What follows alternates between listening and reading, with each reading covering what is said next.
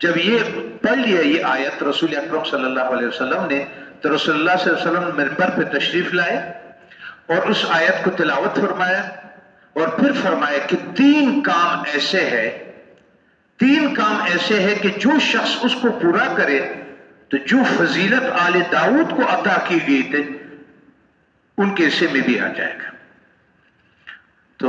لوگوں نے کہا کہ یا رسول اللہ وہ کون سا ہے تین چیزیں کہ جس سے وہ ہم کرے، اور وہ جو اللہ تعالیٰ نے اس کو شاکرین میں شمار کیا اور اس نے تو ہم بھی اس میں، اور آپ نے فرمایا کہ رضا اور غضب دونوں کے درمیان جو ہے آپ اپنے حالت میں انصاف پر قائم رہے۔ غضب اور رضا، ایک چیز سے آپ بہت خوش ہو گئے، ایک چیز سے آپ بہت ناراض ہو گئے، ٹھیک ہے، آپ کو غصہ آ گیا۔ جب آپ راضی ہو گئے اور ناراض ہو گئے، ان دونوں میں اگر آپ انصاف پہ قائم رہے، انصاف پہ کس طرح قائم رہے کہ آپ کا جو اللہ تعالیٰ نے آپ پر انعامات کیا ہوا ہے، آپ کا نظر پھر بھی انعامات کی طرف ہو، اور آپ اس سے ہٹے نہیں اور آپ کو غضب نہ ہے۔ کیونکہ جب آپ وہ بندہ بن جاتے ہیں کہ ہم حقیقت آپ کے اندر آ جاتا ہے، تو آپ اللہ تبارک و تعالیٰ کے اتنے احسان مند ہو جاتے ہیں کہ آپ کو وہ چیزیں جو آپ کے طبیعت کے خلاف ہے وہ بھی آپ کو اس کیفیت سے نہیں ہٹاتا، اور جو آپ کو خوش کرنے والا ہے وہ بھی آپ کو اس کیفیت سے نہیں ہٹاتا۔ جو اس کیفیت میں جتنا زیادہ مضبوط ہوگا اس حمد والے میں، شکر والے کیفیت میں، وہ اس چیز سے نہیں ہٹے گا جس چیز کا رب اس کے ساتھ کرتا ہے۔ نہ اس کا غضب کا اس میں عمل دخل ہوگا، نہ اس کے زبان پہ شکایت آئے گی، نہ اس چیز پہ وہ اس کے خوشی میں اس چیز کے لالچ میں آئے گا۔ فرمایا جس نے غضب اور جس نے دونوں حالتوں میں اور رضا کے حالتوں میں جو اپنے اس حقیقت پر قائم رہا، تو وہ،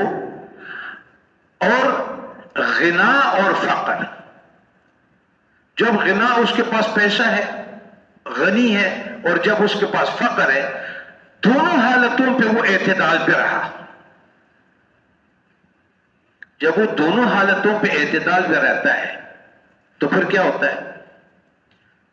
تو پھر حضرت وہ نہ اس میں وہ مستی آتی ہے جو غنا سے پیسوں سے آتی ہے، نہ وہ تکبر آتا ہے،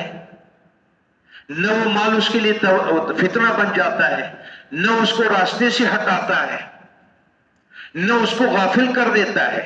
اللہ تعالیٰ قرآن مجید میں فرماتے ہیں وہ لوگ جو دنیا کی خرید و فروخت اس کو اللہ کے ذکر سے غافل نہیں کرتا، قیام و قعود، وہ کھڑے ہوئے بیٹھے ہوئے سب اس میں مصروف ہوتے ہیں، مصروفیت اس کے ہے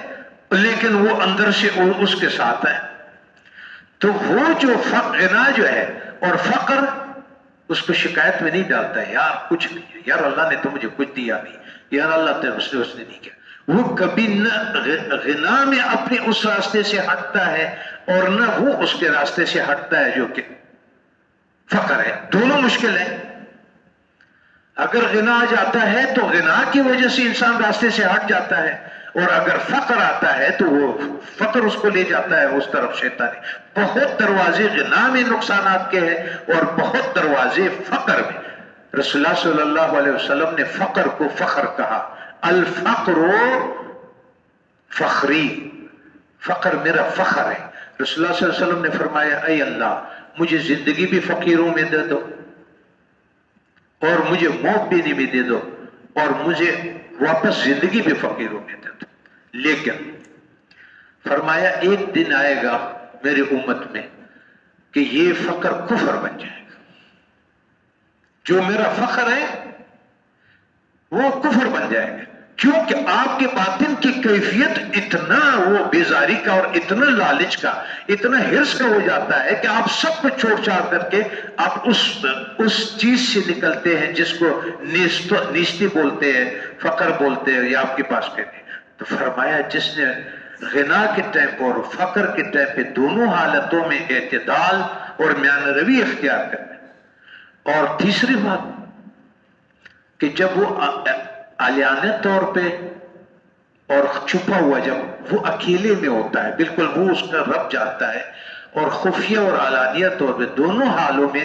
اللہ سے ڈرتا ہوں. اب یہ جو اللہ سے ڈرنے کا ہے، پھر بات ادھر آ گئی وہ جو رسول اللہ صلی اللہ علیہ وسلم سے اس نے سوال کیا تھا کہ آپ نے فرمایا کہ اسلام کیا، ایمان کیا ہے، اسلام کیا ہے؟